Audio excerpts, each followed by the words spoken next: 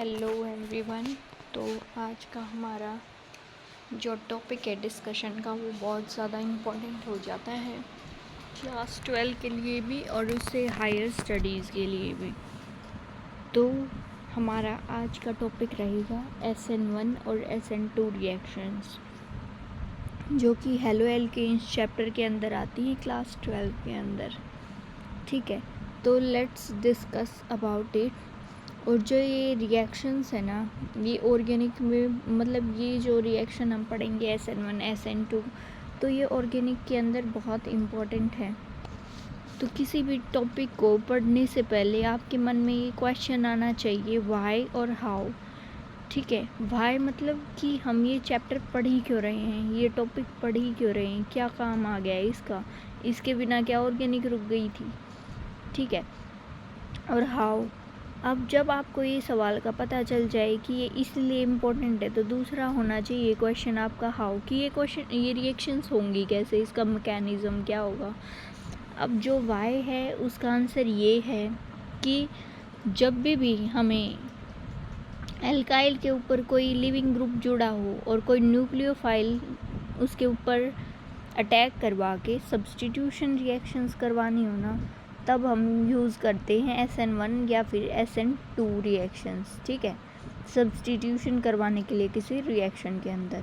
अब ये तो पता चल गया कि क्यों इम्पोर्टेंट है। अब हाउ मतलब ये मैकेनिज़्म कैसे होगा। तो ये मैकेनिज़्म है ना, दो तरीके से होता है सब्स्टिट्यूशन का। या तो रिएक्शन SN1 के उससे चली जाए मैकेनिज़्म से, या फिर SN2 के मैकेनिज़्म से। ठीक है, अब आप सोचोगे कि ये SN1 SN2 जो बार बार बोल रहे हैं इसका मतलब क्या है। देखो, जो S है ना उसका मतलब होता है सब्स्टिट्यूशन, N का मतलब होता है न्यूक्लियोफिलिक, सब्स्टिट्यूशन का मतलब होता है रिप्लेसमेंट, एक की जगह दूसरा। फॉर एग्जांपल, पहले आपको क्या अच्छा लगता था, मैगी अच्छी लगती थी, लेकिन जब से पिज़्ज़ा आ गया तो पिज़्ज़ा ने क्या कर दिया, मैगी का सब्स्टिट्यूट कर दिया। ठीक है, ये सिर्फ एक एग्जांपल है, कोई ये नहीं है कि सबकी अपनी चॉइस होती है भाई। ठीक है, आपकी कोई और फेवरेट चीज़ होगी, पहले कुछ और थी अब कुछ और फेवरेट हो गई, तो उसने क्या किया, पहले वाली को सब्स्टिट्यूट कर दिया अब वाली फेवरेट ने। तो यही है इसका एग्जाम्पल। ठीक है, अब ये दो तरीके से हो सकता है। एक तो SN1, जो 1 का मतलब है वो यूनिमोलिकुलर और 2 का मतलब है बाईमोलिकुलर।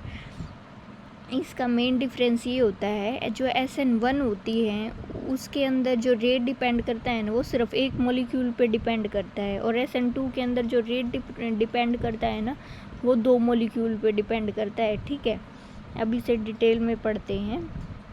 ये देखो, ये रिएक्शन, इसके अंदर क्या हमारा, और किसी भी रिएक्शन में जब हम देखते हैं ना, तो मेन क्या पार्टिसिपेट होता है, एक तो रिएजेंट होता है। ठीक है, और दूसरा क्या होता है, सबस्ट्रेट। सबस्ट्रेट वो हो रहा है जिसके ऊपर चेंज करवाने के लिए हम रिएजेंट डालते हैं, और तीसरा होता है प्रोडक्ट।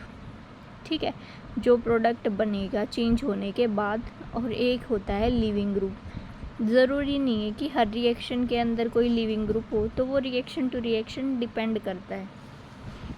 ठीक है, तो अब हमें इन रिएक्शंस के अंदर क्या करवाना है, ये एक जनरल रिएक्शन दे रखी है, ये SN1 और SN2 की। मतलब हम क्या समझेंगे इन रिएक्शन से, कि कोई एक न्यूक्लियोफाइल होगा, ठीक, वो क्या करेगा, एल्काइल हैलाइड, मतलब कोई ऐसा सबस्ट्रेट होगा जो R है ना, उसका मतलब है एल्काइल। एल्काइल का मतलब है कोई भी कार्बन एटम की रिंग।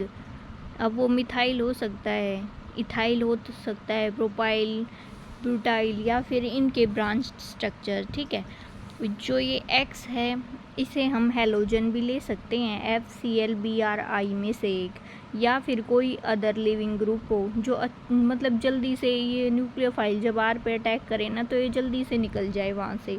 ठीक है, ये होता है। अब प्रोडक्ट क्या बनेगा, R के ऊपर आके क्या लग गया, न्यूक्लियोफाइल लग गया, और हैलाइड क्या बाहर भाग गया। अब आप सोचोगे, जो ये बार बार मैं न्यूक्लियोफाइल बोल रही हूँ, इसका क्या मतलब होगा।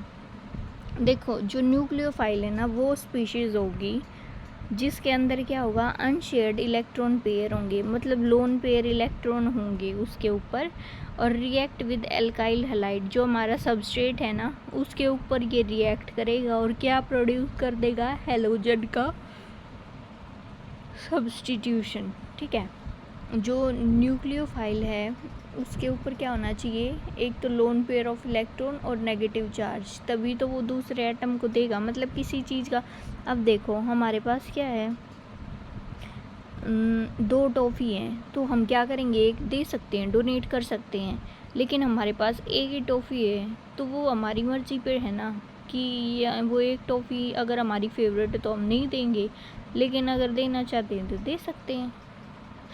तो यही होता है न्यूक्लियोफाइल का मतलब, इसके ऊपर एक्स्ट्रा चार्ज होना चाहिए बांटने के लिए, तभी तो बांटते हैं हम, जब हमारे पास एक्स्ट्रा होता है। ये थोड़ी ना है कि हमारे पास खुद की वो हुई नहीं कि दूसरों को बांटने निकल पड़े, ऐसा नहीं होता ना।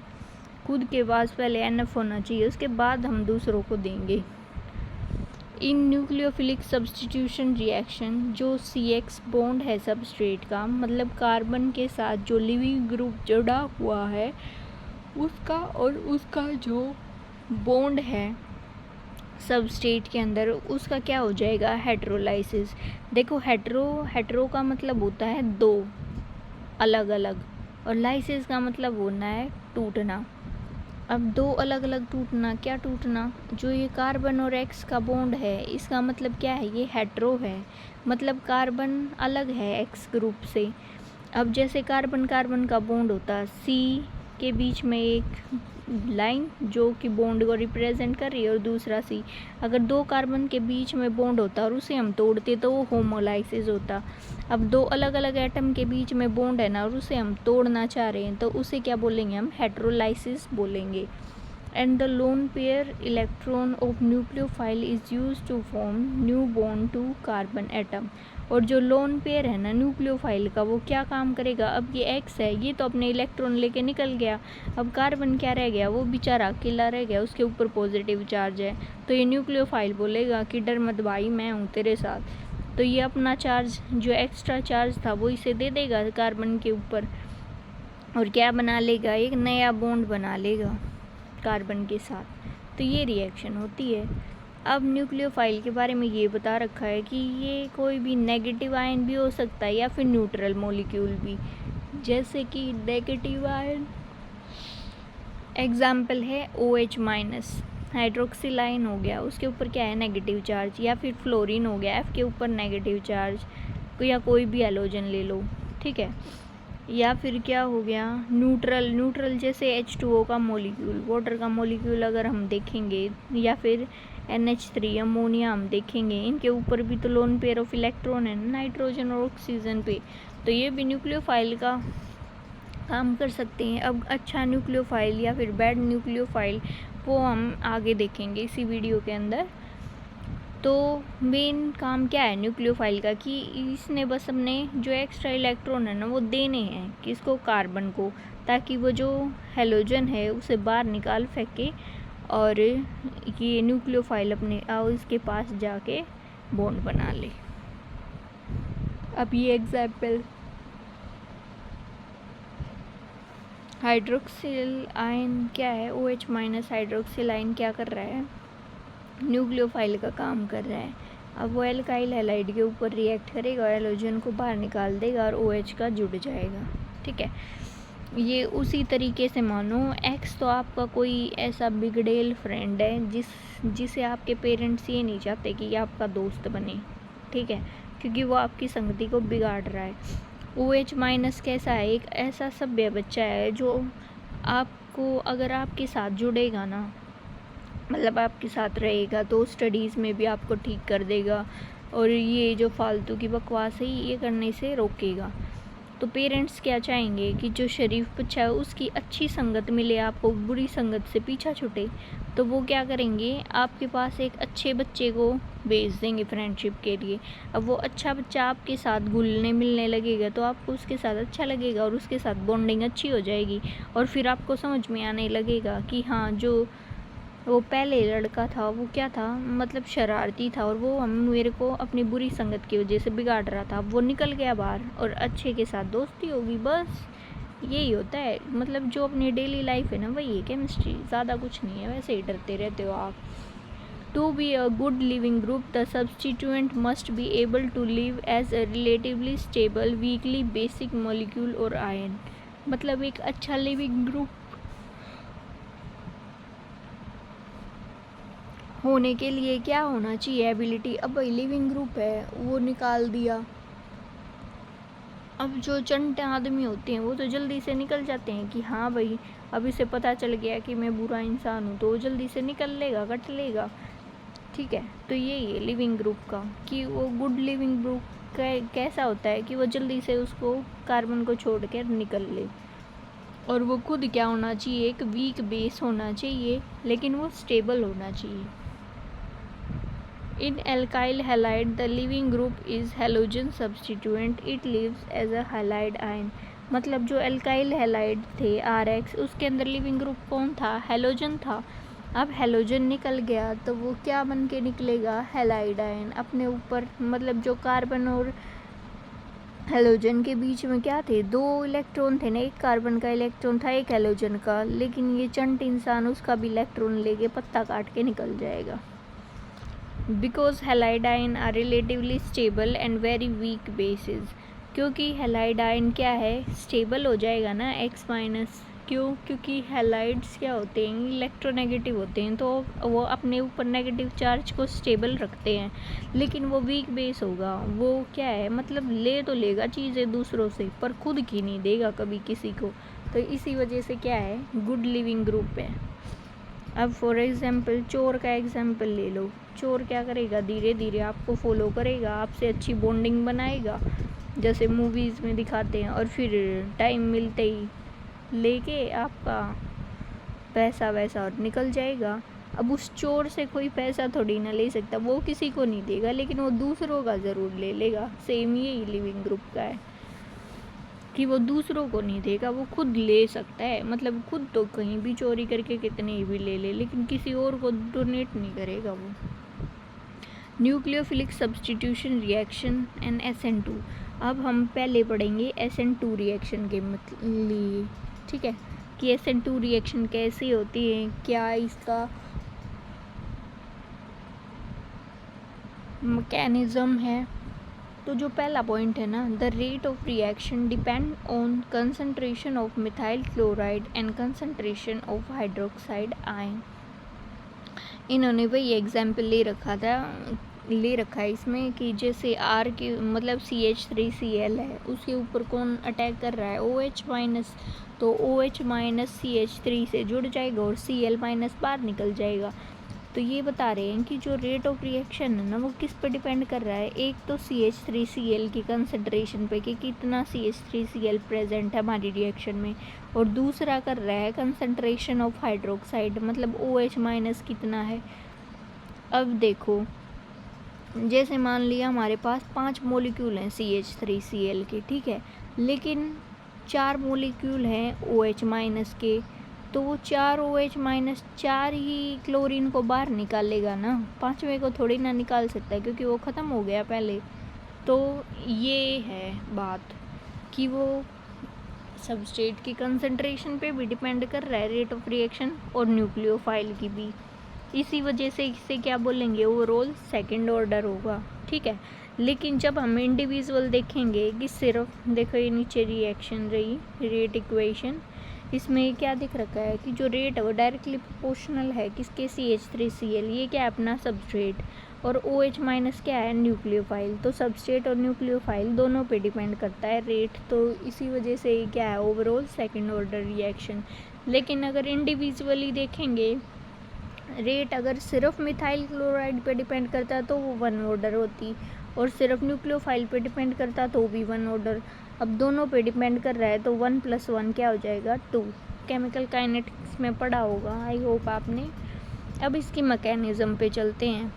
मतलब ये तो देख लिया कि SN2 रिएक्शन होती क्या है, लेकिन जब तक आपको इसकी मैकेनिज़्म नहीं पता, मतलब पाथ का ही नहीं पता, ये इसे ऐसे समझो जैसे आपको ये पता लग गया कि आपको वीकेंड पे है ना अमरनाथ यात्रा पे जाना है, आपका रजिस्ट्रेशन हो गया अच्छे से, अब आप क्या करोगे, उसकी प्लानिंग करोगे, वीडियोस वगैरह देखोगे और ये देखोगे कि रास्ता कौन सा है। एक तो बालटाल वाला है और दूसरा है एक और रास्ता, तो आपको कहाँ से जाना है। तो 2 रास्ते हैं, ठीक है, आपको कौन सा चूज़ करना है। तो यही सेम है, मैकेनिज़्म का मतलब होता है कि कौन से रास्ते से रिएक्शन जा रही है हमारी। The nucleophile attacks the carbon bearing and the leaving group from back side. अब जो SN2 रिएक्शन है उसमें क्या होता है, जो न्यूक्लियोफाइल है ना वो पीछे से अटैक करता है कार्बन के ऊपर, जिसके ऊपर लिविंग ग्रुप है। अब इसे ऐसे समझो, फॉर एग्जांपल एक घर है, ठीक है, उसके अंदर जो ये मतलब घर के अंदर क्या है, डाकुओं ने कब्जा कर रखा है। वो डाकू क्या है, लिविंग ग्रुप मान लो, ठीक है। वो घर क्या है, सबस्ट्रेट मतलब मिथाइल, इथाइल या मतलब कोई भी R चेन मान लो, ठीक है। अब उस घर के ऊपर डाकुओं ने कब्जा कर रखा है और वो सामने वाले गेट पे बैठे हुए हैं कि यहाँ से पुलिस को अंदर आने ही नहीं देंगे। अब पुलिस क्या है, अपना न्यूक्लियोफाइल, तो पुलिस क्या करेगी, पीछे के रास्ते से आ जाएगी, तो पीछे से आके सबको बचा लेगी और उसे मेन गेट से लात मार के बाहर निकाल देगी चोरों को, है ना। तो सेम इसी तरीके से है कि जो न्यूक्लियोफाइल है ना, पीछे से आता है, कार्बन के को अपने इलेक्ट्रॉन देगा, मतलब उसे जैसे पुलिस नहीं करती कि हाँ अब आप सेफ हो और सारी ज़रूरत की चीज़ें दे देती हैं जब मतलब ज़्यादा हार्श कंडीशंस हों, और फिर क्या करते हैं, उनको जो गुंडे हैं उनको निकाल फेंकती है। तो सेम इसी तरीके से जो न्यूक्लियोफाइल है ना, वो पीछे से कार्बन के ऊपर अटैक कर देगा और लिविंग ग्रुप को निकाल देगा। अब लिविंग ग्रुप तो सामने वाले गेट पे बैठा था, न्यूक्लियोफाइल ने पीछे से आके लात मार दी, वो निकल गया। तो क्या होगा इसमें, ये याद रखना कि बैक साइड अटैक होगा, ठीक है। इतने इंटरेस्टिंग एग्जाम्पल इसलिए दिए जा रहे हैं क्योंकि चीज़ों को जब हम आसपास की चीज़ों से रिलेट करोगे ना, मूवीज़ वगैरह आप देखते ही होगे, तो इन चीज़ों से रिलेट करोगे तो जल्दी याद होगा। अब SN2 का नाम याद आते ही है ना आपको, ये चोर पुलिस का याद आएगा कि चोर तो आगे वाले गेट पे बैठा है और पुलिस ने पीछे से आके लात मार दी बैक साइड के गेट से। तो इससे क्या पता चला कि जो न्यूक्लियोफाइल है वो हमेशा बैक साइड से अटैक करता है और लिविंग ग्रुप निकल जाता है सामने से। The bond between nucleophile and the carbon atom is forming. अब क्या हो रहा है, धीरे धीरे ये प्रोसेस क्या हो रहा है, ये ऊपर वाली लाइन जो थी ना वो तो एकदम इंस्टेंट बता देते हैं यूँ, और फिर बाद में ये नहीं दिखाते फ्लैशबैक में ये कैसे हुआ होगा। तो ये कैसे हुआ था, धीरे धीरे पुलिस पीछे से आ रही थी और जो लोग हैं उनके घर पे उन्होंने उसको देख लिया, तो वो धीरे धीरे उनके साथ बॉन्डिंग कर रही थी कि हाँ भाई रुक जाओ, हम तुम्हें बचा लेंगे, कुछ नहीं होगा, ठीक है। और वो पुलिस को सपोर्ट कर रहे थे, वो आपस में बॉन्ड बना रहे थे। और लेकिन गुंडों को ये लग रहा था कि ये अभी भी हमारी कैद के अंदर है, तो वो उनसे भी थोड़ा थोड़ा यूँ डर के दिखा रहे थे कहीं पता ना चल जाए पीछे से पुलिस आ रही है। तो क्या किया, एकदम अब उनका बॉन्ड बन गया। बॉन्ड किसका बना, न्यूक्लियोफाइल और कार्बन के बीच में बॉन्ड बन रहा था, और जो लिविंग ग्रुप और कार्बन है उसका बॉन्ड ब्रेक होने को था, क्योंकि जैसे ही पुलिस अंदर आई वो बाहर फेंका जाएगा चोर। तो यही है, मतलब 2 चीज़ें एक साथ चल रही है, एक ट्रांजिशन स्टेट जिसे हम बोलते हैं। फॉर एग्जांपल ये आपने देखा होगा कि आगे से, तो आपने एग्जाम्पल में यही देखना है कि जो बॉन्ड है न्यूक्लियोफाइल और कार्बन का वो फॉर्म हो रहा है, और उसी टाइम पे क्या है, जो कार्बन एटम और लिविंग ग्रुप का बॉन्ड क्या है, ब्रेकिंग के लिए जा रहा है। The configuration of carbon atom becomes inverted during SN2 reaction. और इसी वजह से क्या होगी, क्योंकि बैक साइड अटैक हुआ है, तो इसकी वजह से क्या होगा, इन्वर्जन हो जाएगा कॉन्फ़िगरेशन का। मतलब अगर कोई मतलब सामने वाली था ना, एक जो पीछे से आएगा उसका इन्वर्जन तो अलग हो गया, मतलब वो बैक साइड पे दिखेगा, लेकिन पहले क्या था, फ्रंट साइड पे था। Because bond formation and bond breaking occurs simultaneously in a single transition step, reaction is concerted reaction। क्योंकि जो बॉन्ड फॉर्म हो रहा है ना और बॉन्ड ब्रेक हो रहा है वो एक साथ हो रहा है, एक ही सिंगल ट्रांजिशन स्टेट के अंदर। तो जो SN2 रिएक्शन है वो क्या है, कंसर्टेड रिएक्शन है। अब इसका मैकेनिज़्म देखो, इससे आपको ज़्यादा समझ में आएगा। अब ये देखो पीछे से OH माइनस CH3Cl पे अटैक कर रहा है। एक समय ऐसा आएगा जब OH का बॉन्ड C के साथ बनना शुरू हो रहा होगा और Cl के साथ कमज़ोर होना शुरू हो रहा होगा, ठीक है। अब इसे ऐसे भी मान सकते हैं जैसे कोई नया फ्रेंड आपको मिल गया, तो आप क्या कर रहे हो, उसके साथ बॉन्डिंग स्ट्रॉन्ग होती जा रही है और जो पहले वाला दोस्त था उसके साथ वीक होती जा रही है। तो एक टाइम ऐसा आएगा कि जो नया दोस्त है उसके साथ आपकी बॉन्डिंग इतनी स्ट्रॉन्ग हो जाएगी कि वो उसे पुराने वाले को लगेगा कि यही है इसका फ्रेंड, तो वो निकल जाएगा। तो सेम यही रिएक्शन है, ऐसा होना नहीं चाहिए बाकी, क्योंकि ओल्ड इज़ गोल्ड।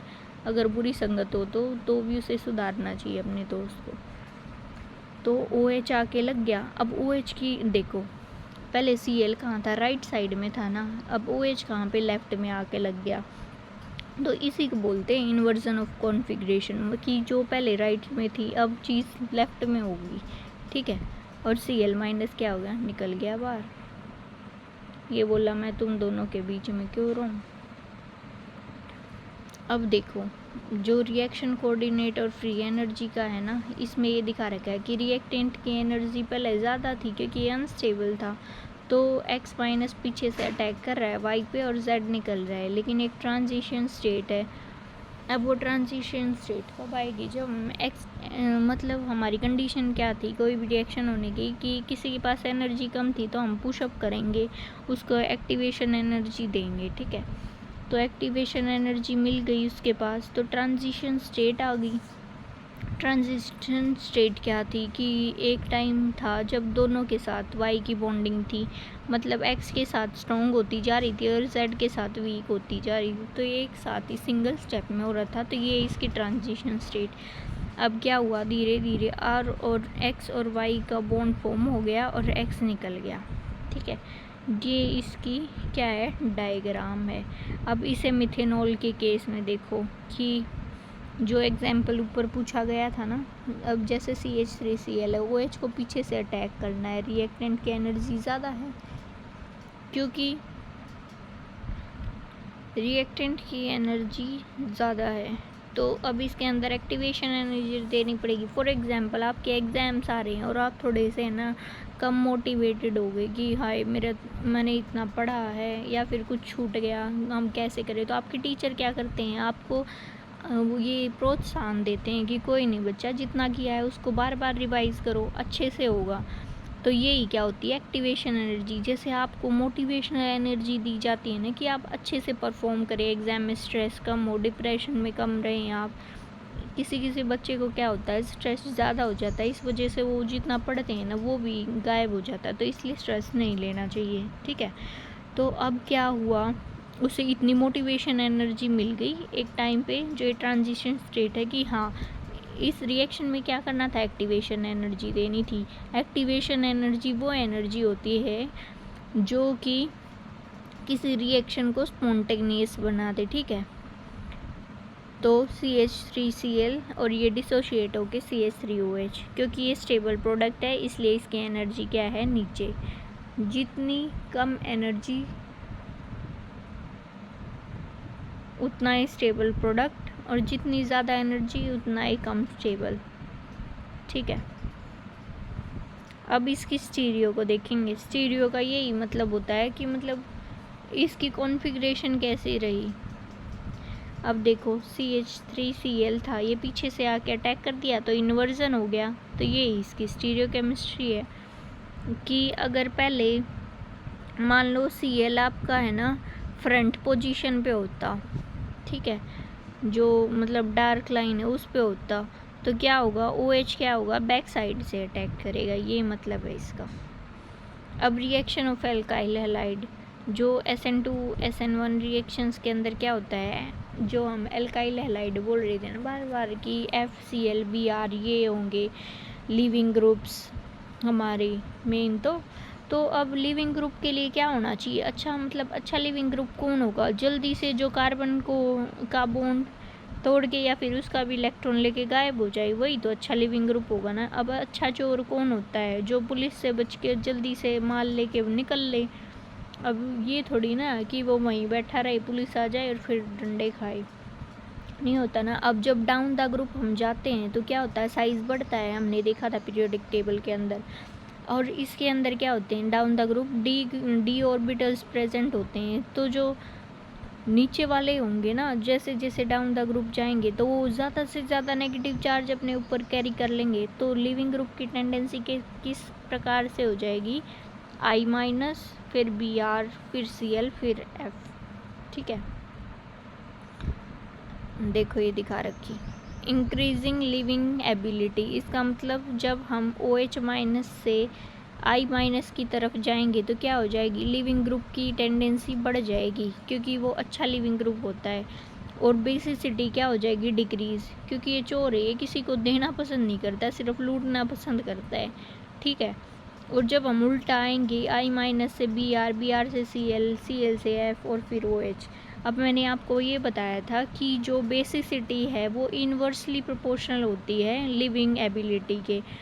अगर आपका न्यूक्लियोफाइल, अगर आपका लिविंग ग्रुप क्या है, अच्छा लिविंग ग्रुप है, तो वो बेसिसिटी कम रखेगा, मतलब वो देना पसंद नहीं करेगा। अब OH- इसीलिए अच्छा बेस है क्योंकि उसकी लिविंग एबिलिटी बहुत पुअर होती है, और वो स्ट्रॉन्ग बेस है, वो तो दे देगा जल्दी से नेगेटिव चार्ज, क्योंकि ऑक्सीजन एटम क्या है, साइज़ में छोटा होता है, तो वो कितनी देर रखेगा नेगेटिव चार्ज, दे देगा फटाक से स्टेबल होने के लिए। Second order nucleophilic substitution SN2। ठीक है, अब इसका जो है ना समरी आ गई हमारी कि जो ये SN2 रिएक्शन है ये 4 के ऊपर डिपेंड करता है मेनली रिएक्शन में। पहला तो है नेचर ऑफ सबस्ट्रेट, कि नेचर ऑफ सबस्ट्रेट कैसा है, एल्काइल हैलाइड। अब भाई कोई भी देखो, एक तो घर ऐसा हो जहाँ पे चोर चोरी करने आए, जो बेचारे गरीब, मतलब यूँ नॉर्मल सी फैमिली, थोड़ा सा डरते हों लोग कि हाय चोर आ गया, डर के आराम से एक तरफ बैठ के और बोले यहाँ रखा है हमारा, लेके और निकल लो। ठीक है, दूसरा होता है अगर किसी ऑफिसर के घर पे डाका मारने चोर पहुँच गए तो वो मारने देगा। आप खुद सोच के देखो, जिसके घर में सारे पुलिस वाले और वहाँ पे चोर घुस जाए गलती से, उसे ना पता हो, तो उसका क्या हाल होगा चोर का। तो यही चीज़ इसमें है कि जो नेचर ऑफ सबस्ट्रेट है ना, उस पे SN2 रिएक्शन डिपेंड करती है। दूसरा है पावर ऑफ न्यूक्लियोफाइल। अब जो न्यूक्लियोफाइल था उसे हमने क्या माना था, पुलिस वाला। अब सोच के देखो कि एक तो पुलिस वाला ऐसा है कि जो थोड़ा सा मतलब यूँ शांति प्रिय है, कि भाई हाँ बात बातों से ही बात बन जाए, कि वो चोर चले जाए, समझा बुझा के निकल ले। जैसे शोले में उसमें वो जेलर था ना, कितनी मतलब आराम से वो धर्मेंद्र और अमिताभ उसे फंसा के और निकल लिए थे। ठीक है, मतलब इसमें क्या है कि जो पुलिस वाला है वो शांत सा है, उसे चोरों ने ही पागल बना दिया। दूसरा एक पुलिस वाला ऐसा हो जो CID के दया जैसा, आते ही सीधे धड़ाधड़, तो क्या होगा, ये पावर न्यूक्लियोफाइल की पावर पे भी तो डिपेंड करेगा ना कि कितना स्ट्रॉन्ग है। अब कोई स्ट्रॉन्ग न्यूक्लियोफाइल हो वो तो आराम से आके लात मार के लिविंग ग्रुप को निकाल देगा, लेकिन अगर कोई वीक न्यूक्लियोफाइल होगा तो वो कैसे निकालेगा, वो चोरी उस पर हावी हो जाएगा। तीसरा है ability of leaving group to leave, मतलब जो लिविंग ग्रुप की एबिलिटी। अब जो चोर है वो ये बेचारा बोधा सा है, तो वो क्या सोचेगा, जितना मिल गया लेके निकल लूँ, या फिर एक आधा क्या होता है लालची, कि हाँ मैं तो सारा ही लेके जाऊँगा, बिल्कुल ना लेके जाऊँ थोड़ा सा। तो ये होती है ability of leaving group to leave. ठीक है, चौथा है नेचर ऑफ सोलवेंट। अब जो सोलवेंट प्रेजेंट, हाँ ये नई टर्म आई है आपकी, नई क्यों आई है, सॉल्यूशन के अंदर आपने पढ़ा तो था। सोल्यूट क्या होता है, जो कम क्वांटिटी के अंदर प्रेजेंट हो, और सोलवेंट कौन सा होता है, जो ज़्यादा क्वांटिटी के अंदर प्रेजेंट हो। तो क्या होगा, जब भी सोलवेंट के अंदर ही तो रिएक्शन होगी ना, क्योंकि एक्वस फेज के अंदर हो रही है, तो वो सोलवेंट आपका पोलर प्रोटीक होगा, पोलर ए प्रोटीक होगा या नॉन पोलर होगा, इस बात पे भी डिपेंड करेगा। वो हम आगे पढ़ते हैं एक एक फैक्टर को। अब देखो, consider the nature of substrate. पहला तो हमें सबस्ट्रेट के बारे में देखना है। Unhindered alkyl halide, those in which back side of alpha carbon is not blocked will react faster in SN2 reaction. मतलब SN2 रिएक्शन के अंदर वो एल्काइल हैलाइड जल्दी फास्ट रिएक्शन देंगे जो कि अनहिंडर्ड हो, जो मतलब जिनके ऊपर हिंड्रेंस ना हो।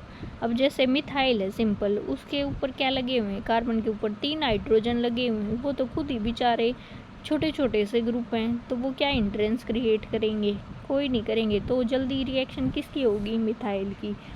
फिर होगी 1 डिग्री की, क्योंकि उसके ऊपर क्या हो जाएगा, एक CH3 ग्रुप आ जाएगा, बल्कि ग्रुप आ गया। फिर दूसरे नंबर पे आ जाएगा 2 डिग्री, फिर 3 डिग्री। तो सबसे फास्ट रिएक्शन किस पे होगी, मिथाइल हैलाइड, जो CH3Cl है उसकी जल्दी होगी। अब दूसरे नंबर पे आ गया CH3CH2Cl। अब 1-1 डिग्री बढ़ाते जाओ। तो मैंने तो इसे इस तरीके से याद रखा था, क्योंकि SN2 लिखा है ना, तो ऊपर 2 है ना, तो इसे इस ऑर्डर में याद करना कि पहले तो 1 डिग्री आएगा, फिर 2 डिग्री, फिर 3 डिग्री, और सबसे पहले क्या आएगा, मिथाइल। मतलब हिंड्रेंस कम होनी चाहिए। इसका मतलब ये है कि आप ये देखो कि जो चोर है वो जिस घर में चोरी करने के लिए घुसा हुआ है, उसमें हिंड्रेंस कम का मतलब जो सारे क्या हूँ, मतलब घर में सिर्फ एक इंसान हो तो क्या करेगा, जल्दी से चोरी करके निकल लेगा। अब वहाँ पे 2 इंसान होंगे तो फिर भी थोड़ा जुगाड़ लगाएंगे, है ना। और अगर 2 से ज़्यादा हुए तो उसे थोड़ी और मुश्किल हो जाएगी। लेकिन अगर सारे ही घर वाले प्रेजेंट हो गए तो उसे बहुत ज़्यादा मुश्किल होगी, क्योंकि वो हिंड्रेंस क्रिएट करेंगे। सेम इसे इस रिएक्शन में देखना, while methyl halide react quickly in SN2 reaction और 3 डिग्री डज नॉट, क्योंकि 3 डिग्री के ऊपर क्या है भाई, 3 कार्बन लगे हुए हैं। कार्बन के ऊपर टर्शियरी ब्यूटाइल तो आपने देखा होगा ना, एक कार्बन के ऊपर 3 CH3 ग्रुप। तो सोच के देखो न्यूक्लियोफाइल क्या करता है, SN2 में पीछे से अटैक करता है, लेकिन उसके पीछे 3 बड़े बड़े CH3 मॉलिक्यूल लगे हुए हैं, तो वो कैसे अटैक करेगा, कर ही नहीं पाएगा। तो इसी वजह से क्या होता है, 3 डिग्री लेस रिएक्टिव होता है, बहुत लेस रिएक्टिव होता है, कम्प्लीटली ब्लॉक कर देता है, तो ये रिएक्शन को होने ही नहीं देता। SN2 में सीधा सा देखना है कि न्यूक्लियोफाइल पीछे से अटैक कर रहा है तो हिंड्रेंस कब होनी चाहिए सबस्ट्रेट पे, बस इतना याद रख लो। अब क्या है नेचर ऑफ सबस्ट्रेट, देखो इसमें दिखा रखा है आपको, ये मॉडल दिखा रखा है ना, space filling model show actual shape and relative size. इसमें देखो पहला तो है सिर्फ जो कार्बन है उसके ऊपर क्या लगे हुए हैं, 3 हाइड्रोजन, और आगे ये येलो कलर में है ना, ये आपका है हेलोजन जो लगा हुआ है। अब दूसरे में क्या कर दिया, CH3CH2 लगा है, और फिर ये Cl लगा है। तीसरे में एक कार्बन और आ गया, और चौथे में क्या आ गया, सारे ही। अब जो लास्ट वाला है उसमें देखो कहीं से येलो कलर पे अटैक करने की जगह मिल रही है, नहीं मिल रही ना। तो सेम यही है कि पीछे कम हिंड्रेंस होना उतना ही अच्छा अटैक होगा। अब है effect of nucleophile on rate of SN2 reaction, मतलब न्यूक्लियोफाइल का क्या इफेक्ट होगा SN2 रिएक्शन के ऊपर। The alpha carbon in vinyl, vinyl जो ये दिखा रखा है ना, विनाइल ब्रोमाइड, विनाइल का मतलब होता है 2 कार्बन उनके बीच में डबल बॉन्ड, और उसी कार्बन के ऊपर क्या लगा हुआ है, कोई सबस्ट्रेट। और एराइल हैलाइड का मतलब होता है किसी बेंजीन रिंग के ऊपर सीधा हेलोजन का। ये तो हमने पहले भी पढ़ा था कि जो ये विनाइल ब्रोमाइड है या फिर ब्रोमोबेंजीन है, इसके ऊपर क्या होता है का जो हेलोजन है वो किससे अटैच है, sp2 कार्बन से, और sp2 कार्बन जल्दी से अपने लिविंग ग्रुप को निकलने ही नहीं देगा, क्योंकि इसके जो ब्रोमीन के ऊपर भी क्या है, लोन पेयर ऑफ इलेक्ट्रॉन है ना, तो रेजोनेंस में चले जाएंगे इसके साथ। तो जो अल्फा कार्बन है विनाइल और एराइल हैलाइड के अंदर, जैसा कि 3 डिग्री कार्बोकेटाइन के अंदर था, वो कम्प्लीटली हिंडर्ड होगा। These alkyl halide do not undergo SN2, तो ये SN2 रिएक्शन जाएंगे ही नहीं। देखो जो ये विनाइल ब्रोमाइड के नीचे जो ये स्ट्रक्चर है ना, जो ये ब्लू कलर के दिखा रखे हैं, ये क्या है, इनके p ऑर्बिटल है। अब जो p ऑर्बिटल है उनके अंदर डीलोकलाइजेशन ऑफ इलेक्ट्रॉन होगा, तो ये क्या करेंगे, ऊपर नीचे पंख फैला रखे हैं, तो ये ब्रोमीन तक जाने ही नहीं देगा न्यूक्लियोफाइल को, तो इसलिए ये रिएक्शन नहीं होती। सेम बेंजीन में जो p ऑर्बिटल है उनके अंदर क्या है, पाई इलेक्ट्रॉन का डीलोकलाइजेशन हो रहा है, मतलब जो इलेक्ट्रॉन है वो आपस में घूम रहा है। तो क्या होगा, न्यूक्लियोफाइल अच्छे से ब्रोमीन तक पहुंच ही नहीं पाएगा, और अगर पहुंच ही नहीं पाएगा तो फिर कैसे अटैक करेगा। The overlapping p orbital that form pi bond in vinyl and aryl halide completely block the access of nucleophile to back side of the alpha carbon, मतलब जो ओवरलैप होगा पी ऑर्बिटल का, जो कि पाई बॉन्ड बना रहा है vinyl और एराइल हैलाइड के अंदर, वो ब्लॉक कर देगा किसे, न्यूक्लियोफाइल को पीछे से अल्फा कार्बन पे अटैक करने पे। ठीक है, अब है effect of nature substrate on rate of SN2 reaction, consider the power of nucleophile. अब न्यूक्लियोफाइल की पावर पे भी डिपेंड कर रही थी SN2 रिएक्शन, तो जितना बेटर न्यूक्लियोफाइल होगा उतनी फास्ट रिएक्शन होगी SN2, क्योंकि स्ट्रॉन्ग होना चाहिए ना। अब ये कुछ इनके रिएक्टिविटी है, बस थोड़े से देख लेना कि कौन ज़्यादा अच्छे से अपना इलेक्ट्रॉन पेयर दे देगा और कौन अच्छा न्यूक्लियोफाइल होगा।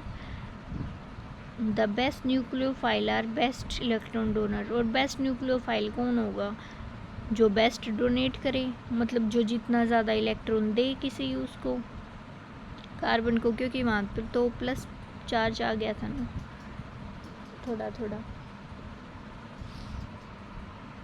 Effect of nature of leaving group as rate of SN2 reaction, और हाँ जो मैं ये बोल रही हूँ कि प्लस चार्ज आ गया था, वो हल्का सा पॉजिटिव चार्ज इसी वजह से डेवलप हो, डेल्टा पॉजिटिव चार्ज डेवलप होगा। ये नहीं है कि कार्बोकेटाइन बन गया, नहीं, इसके अंदर कार्बोकेटाइन नहीं बनेगा, क्योंकि जो हैलोजन है, क्योंकि इसके अंदर तो ट्रांजिशन स्टेट है ना, कोई इंटरमीडिएट तो नहीं बन रहा। ट्रांजिशन स्टेट में क्या था, न्यूक्लियोफाइल का बॉन्ड फॉर्म हो रहा था सबस्ट्रेट से, और इलेक्ट्रोफाइल जो लिविंग ग्रुप था उसका क्या हो रहा था, ब्रेक हो रहा था धीरे धीरे।